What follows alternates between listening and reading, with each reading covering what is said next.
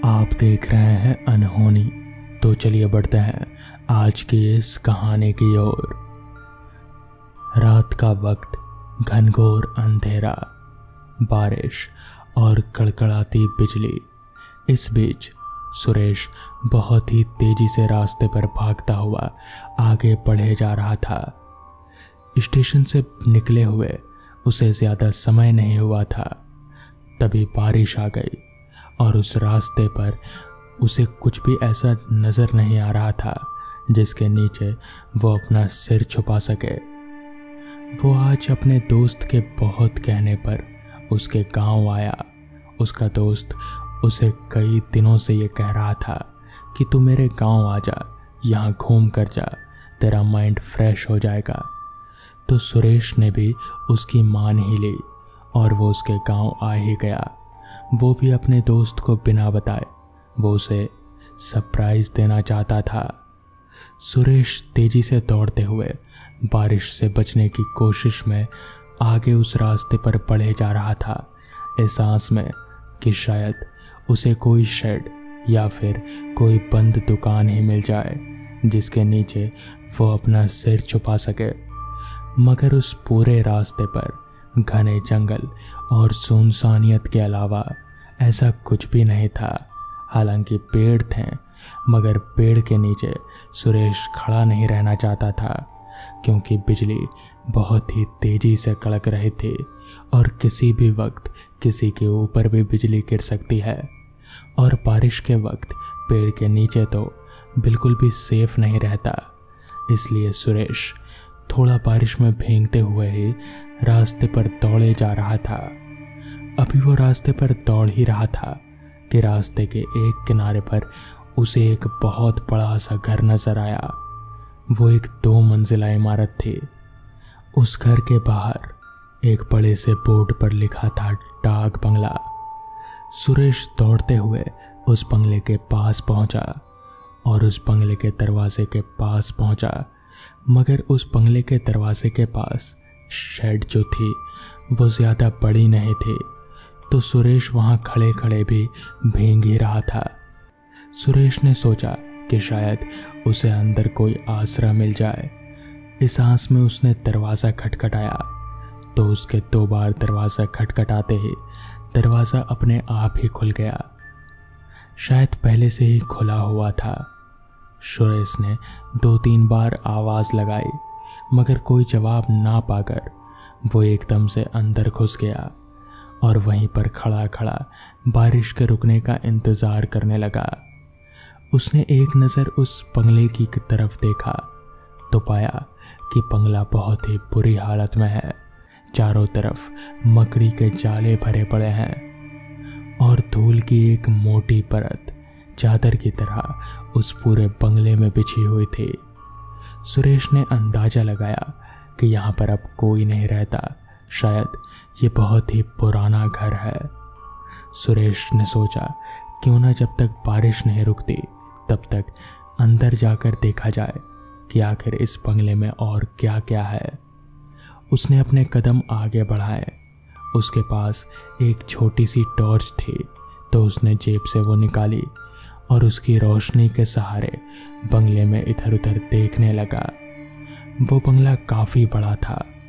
सुरेश को उसे पूरा देखने में थोड़ा वक्त लगता तो उसने नीचे का फ्लोर ही देखना सही समझा और वो उसे देखते हुए आगे बढ़ने लगा। अभी सुरेश आगे बढ़ ही रहा था कि तभी उसके कानों में जैसे एक आवाज़ सी गूंजी। हालांकि बारिश बहुत तेज थी इसलिए वो उस आवाज़ को साफ तौर पर सुन नहीं पाया, मगर वो आवाज़ ऐसी थी जैसे किसी औरत की आवाज़ हो। सुरेश को थोड़ा डर तो लगा, मगर वो वहाँ से जा भी नहीं सकता था क्योंकि बारिश भी बहुत तेज थी और ये भी तो हो सकता है कि शायद ये सिर्फ उसका एक वहम हो। यही सोचकर वो वापस से उस बंगले में इधर उधर टॉर्च घुमाने लगा।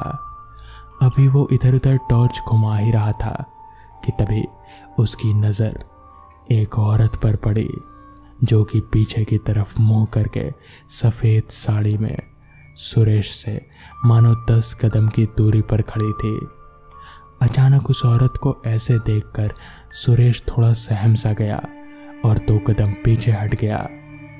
तभी उस औरत ने एकदम से अपना चेहरा सुरेश की ओर घुमाया तो उस औरत का चेहरा देख सुरेश के पैरों तले जमीन खिसक गई।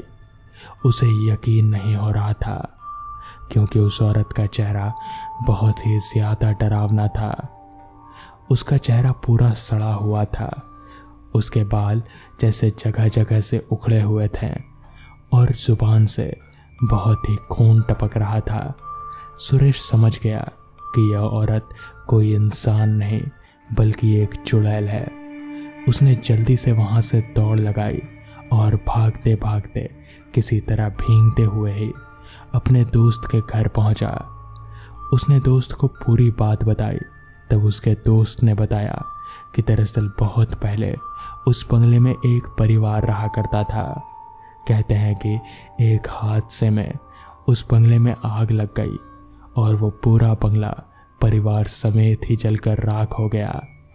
कहते हैं कि तब से उन्हीं लोगों की आत्माएं उस बंगले में भटकती रहती हैं। तो दोस्तों, ये थी आज की पहली कहानी। तो चलिए बढ़ते हैं आज की दूसरी कहानी की ओर। सन्नाटे को चीरती हुई ट्रेन बढ़ी चली जा रही थी, मगर थोड़ी दूरी पर बने स्टेशन और हाट ट्रेन की रफ्तार में बाधा डालते रहते थे। ट्रेन की छुक छुक की आवाज़ और इसके बजने वाली सीटी लगातार घर जल्दी पहुंचने की उम्मीद जगाए हुए थे। आज भी इन पैसेंजर ट्रेनों का तो भगवान ही मालिक है। एक तो छोटी लाइनों की इन ट्रेनों के स्टॉपेज बहुत पास पास होते हैं, दूसरा इंजन जब भी चाहे खराब हो जाता है। आज भी ट्रेन का इंजन क्या खराब हुआ जैसे मुसीबत ही आ गई। आज ये ट्रेन 3-4 घंटे लेट हो चुकी थी। उस पर डिब्बे की लाइट गुल, अंदर और बाहर घुप अंधेरा था। ट्रेन के डिब्बे की सवारियां भी धीरे धीरे स्टेशनों पर उतरती ही जा रही थी। तभी विजय ने देखा डिब्बा पूरा खाली हो चुका था। ट्रेन अपने अंतिम पड़ाव पर पहुंचने वाली थी। रात के लगभग 9 बज चुके थे। घड़ी में ठीक ठीक से समय देख पाना मुश्किल था। पिछले स्टेशन की मंद रोशनी में बस अंदाजा ही लग पाया। एक बुजुर्ग व्यक्ति कंबल ओढ़े उस स्टेशन से चढ़ा और विजय बाबू के पास वाली सीट पर बैठ गया। विजय बाबू के मन में उसे देखकर कुछ तसल्ली हुई कि चलो कोई तो पास है। तभी विजय बाबू ने उससे पूछा, बाबा कहाँ जाना है? पर बाबा ने कुछ जवाब नहीं दिया। विजय बाबू ने फिर से कहा, आज सर्दी बढ़ गई है ना, और ऊपर से ये ट्रेन भी लेट हो गई। पता नहीं घर कैसे पहुंच पाएंगे। हाँ बेटा, सही कहा तुमने विजय बेटा। तुम्हारा घर तो स्टेशन से 3-4 किलोमीटर दूर भी है और ऊपर से रास्ता भी खराब। बुजुर्ग के मुंह से अपना नाम सुनकर विजय एकाएक चौंका और उसने कहा, लेकिन बाबा तुम मेरा नाम कैसे जानते हो? अरे छोड़ो बेटा, मैं तो तुम्हारे घर और गांव को भी जानता हूं। अब उतारो, स्टेशन आ चुका है। अंदर से घबराए विजय को अंधेरे और बुजुर्ग व्यक्ति से कुछ डर सा लगने लगा। कंपिल रोड स्टेशन पर ट्रेन का स्टॉपेज सिर्फ 2 मिनट का ही था। हाँ, लेकिन बाबा आपको जाना कहाँ है? तुम्हारे साथ ही चलना है बेटा। मेरे साथ? हाँ, एक परिचित की मौत हो गई है, उसे ही देखने जाना है। चलो बेटा, अब ज्यादा देर मत करो। अब तुम्हारा साथ हो गया है तो दूरी का पता नहीं चलेगा। ट्रेन सीटी बजाती जा चुकी थी। स्टेशन पर उतरकर आगे बढ़ने पर विजय को अंधेरे सन्नाटे के अलावा और कुछ भी नहीं दिख पा रहा था। तभी अचानक कुत्ते के रोने की आवाज़ सुनाई दी। जैसे ही वो बुजुर्ग और विजय कुत्तों के नजदीक पहुंचा। कुत्ते डरकर भौंकते हुए दूर भाग गए। विजय कुछ समझ ना सका। पटरी के सहारे बनी पगडंडी पर विजय और वो बूढ़ा व्यक्ति कंबल लपेटे आगे बढ़े चले जा रहे थे। रात में ना तो पगडंडी और ना ही बूढ़ा दिख रहा था। विजय को एक छाया का एहसास हो रहा था। बस इतना सुकून मन में था कि एक से भले दो। उससे बात करते विजय बढ़ता चला जा रहा था। तभी अचानक एक झाड़ से बिल्ली के रोने की आवाज़ सुनाई दी। जैसे जैसे वो आगे बढ़ता जा रहा था, आवाज़ और भी तेज होती जा रही थी। उसका मन बहुत घबराया। वो सोचने लगा, आज तो अच्छा फंसा। इस अंधेरे में पता नहीं कैसे कैसे अपशगुन हो रहे हैं। भगवान, आज घर कैसे मिलेगा मुझे। उसे घर की दूरी अब बहुत ज़्यादा महसूस हो रही थी। तभी अचानक से उसे कुछ दूर रोशनी दिखाई दी। उसके मन को कुछ तसल्ली मिली। सोचा, पटरी के किनारे चलो कोई तो मिला। रोशनी और थोड़ी भीड़ के साथ कुछ दूरी सुकून से कटेगी। वो तेजी से कदम रखता जा रहा था, पर ये बूढ़ा ये तो बहुत ही फुर्ती दिखा रहा था। इतना तो नौजवान भी नहीं चलते हैं। वो बोला, बाबा वो देखो आगे कुछ रोशनी आपको दिख रही है क्या? हाँ हाँ बेटा, जल्दी चलो, मेरी मंजिल नज़दीक आ गई है। वो बूढ़े के पीछे तेजी से बढ़ने लगा। जैसे जैसे वो रोशनी करीब आई तो उसने देखा 10-12 लोग किसी व्यक्ति को उल्टी चारपाई पर लिए जा रहे हैं।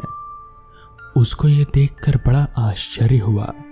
ऐसा तो उसने पहले कभी नहीं देखा था। लोग तो अक्सर सीधी चारपाई पर लेटते हैं, पर ये, अरे बाबा देखो तो, ये लोग इसे उल्टी चारपाई पर लिए जा रहे हैं। बुजुर्ग तेज कदमों से बढ़ा और बढ़कर उस भीड़ को चीरते हुए उस व्यक्ति को कंधा देने लगा। अरे बाबा, ये कहाँ आप तो इसे कंधा देने में लग गए। खैर मुझे रास्ता दो यार, मुझे आगे जाना है। रास्ता दो शब्द सुनते ही सभी लोगों ने पीछे मुड़कर देखा। हल्की रोशनी में विजय की नज़र जब उनके चेहरे पर पड़ी तो उसके पसीने छूट गए। विजय के पैर वहीं रुक गए। उसका हाल ऐसा हो गया मानो उसे काटो तो खून नहीं। वो सोचने लगा, आज वो किस मुसीबत में फंस गया। जिस बात से वो डर रहा था उसी से उसका सामना हो गया। इतने सारे भूत उसने अपनी जिंदगी में नहीं देखे थे। देखें क्या, उसने सुने भी नहीं थे। और आज वो भी एक साथ। इस अंधेरी रात में जाऊं तो जाऊं कहाँ, करूं तो करूं क्या। इनसे बचकर भागना भी तो मुश्किल है। उसको चक्कर से आने लगे। तभी वो बूढ़ा ठहाका मार कर हंसा और भूतों ने उसको पकड़ लिया। उस बूढ़े ने सभी भूतों से कहा, लो इसे ले आया, अब उड़ाओ दावत। विजय समझ चुका था कि आज उसकी मौत निश्चित है। उसने चारों ओर देखा। पास ही एक शमशान था जहां लोगों को जलाया जाता है। डर के कारण उसका दिमाग और हाथ पैर काम नहीं कर रहे थे। भूतों ने उसको पकड़कर ऊपर उछाला तो वो उस चारपाई पर जाकर गिरा। डर से उसके मुंह से राम शब्द निकला। वो चारपाई पर गिरा तो वहां लेटा भूत उठ खड़ा हुआ और बोला, अच्छा हुआ तू आ गया, वरना आज तो मुझे मरना पड़ता। अब हम लोग तुझे खाएंगे। इतना कहते ही उस प्रेत ने उसका गला दबाया। विजय ने खुद को बचाने के लिए अपने हाथ से उसके हाथ को दूर करने की कोशिश की, मगर सारे कोशिश बेकार हुए जा रहे थे। प्रेत की अपार ताकत के आगे इंसानी ताकत नाकाम साबित हो रही थी। तभी उसे ईश्वर का स्मरण आया। उसने अपने गले में पड़े हनुमान जी के लॉकेट को पकड़कर हनुमान जी का स्मरण सच्चे मन से किया। ये क्या, हनुमान जी का सच्चे मन से स्मरण करते ही उस प्रेत की पकड़ कुछ ढीली होने लगी। विजय के मन में जीवन की कुछ आस उठी। उसने लॉकेट को और कसकर पकड़ लिया और हनुमान चालीसा का जाप करना शुरू कर दिया। डर के मारे हनुमान चालीसा भी साफ और सही नहीं पढ़ पा रहा था, लेकिन फिर भी हनुमान जी का स्मरण करते ही मानो चमत्कार हो गया। मौत के मुंह में समाया विजय मौत को दूर भगाता नजर आया। प्रेतों ने अचानक से वो चारपाई छोड़ दी और दूर भागने लगे। विजय के शरीर में मानो अजीब सी शक्ति आ गई थी। वो लॉकेट पकड़े राम नाम लेते हुए दौड़ने लगा। इतना तेज शायद वो अपनी जिंदगी में कभी नहीं दौड़ा होगा। पटरी की पगडंडी से किसी हाईवे से कम नहीं लग रहे थे। पीछे मुड़कर देखने की उसकी हिम्मत नहीं थी। वो कुछ ही समय में अपने गांव आ गया। घबराया विजय अपने घर पर आते ही बेहोश हो गया। लोग उसके आने का इंतजार करते हुए बाहर खड़े थे, मगर उसकी हालत देखकर सभी सोच में पड़ गए कि आखिर क्या हो गया। थोड़ी देर बाद विजय को होश आया तो उसने सबको पूरा किस्सा बताया। मगर वो सब क्या था और क्या ऐसा सच में विजय के साथ हुआ, कोई भी मानने को तैयार ही नहीं था। मगर जो विजय के साथ हुआ वो विजय ही समझ सकता है। तो दोस्तों, ये थी आज की पहली कहानी। तो चलिए बढ़ते हैं आज की दूसरी कहानी की ओर।